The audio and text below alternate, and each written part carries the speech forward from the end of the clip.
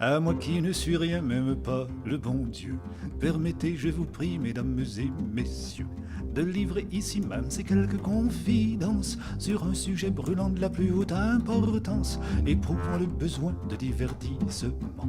Je m'en fous ce soir-là au théâtre permanent, spectacle hallucinant d'esprit de vérité, saisissante recherche de la totalité, mise en scène moderne des plus dépouillés, s'exclamait le critique dans son style en poulet. En fait de dépouillement, nous fûmes bien servis. Les acteurs étaient nus sans même un confetti. Ils pavanaient sur scène naturelle et sans gêne. On aurait dit des singes, c'était des indigènes. Et qui disait un texte dûment recommandé, exigeant d'être lu au 2e degré. C'était ok, c'était super, mais ce que c'était chiant. Faut pas compter sur moi pour me décourager. Le lendemain déjà je m'étais engagé dans les couloirs secrets d'une antique chapelle pour écouter parler une vieille demoiselle. Ça n'était pas la foule dans cette salle obscure. Nous étions fort à l'aise pour parler d'écriture, complètement piqués des vers de poésie. Elle était la prêtresse, la muse de la vie. Elle accouchait des vers dans la sobriété, stipulait le programme dans son style éthéré. Côté sobriété, nous fûmes bien servis, car la conférencière était cuite à demi. Entre une bouffée de pipe et de gorgées de vin, nous crûmes deviner son projet, son dessin. J'écris, dit l'écrivaine à l'aide d'un forceps, la main sur la bouteille que le vide a tout tac. C'était ok, c'était super, mais ce que c'était chiant. Nonobstant cet humain, c'est quelques contretemps, je poursuivis serein le parcours du combattant.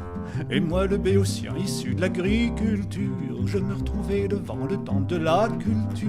Contrairement à mes précédentes sorties, la foule était immense, éclairée aux bougies, pour écouter l'idole, le grand prêtre du rock, qui pousse avec ses tripes une voix des plus rock, au service d'un texte au plus haut top niveau, garantissait le programme dans son style mégalo.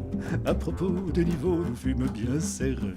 La sono décoiffait toutes les mises en pli, et la foule ravie acclamait son idole, sans même avoir compris un mot de ses paroles. Il aurait pu chanter la table des logarithmes, nous l'aurions applaudi aussi fort et en rythme. C'était ok, c'était super, mais ce que c'était chiant.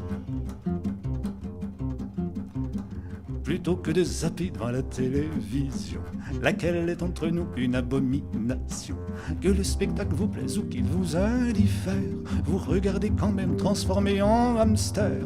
Or donc, me détournant des plaisirs domestiques, j'allais au cinéma voir un film esthétique, spectacle sans concession, beau, sauvage et cruel, à la limite entre réel et irréel, images somptueuses, événements historiques, annonce et la réclame de son style hystérique. À propos d'esthétisme, nous fûmes bien servis. Il y avait de quoi vous mettre en appétit, avoir un pauvre bouc barbouillé d'excréments, tel autre vomissant du cadavre fumant. Vous comprendrez pourquoi il arrive que l'on puisse plébisciter Heidi ou le cinéma suisse. C'était ok, c'était super, mais ce que c'était chiant.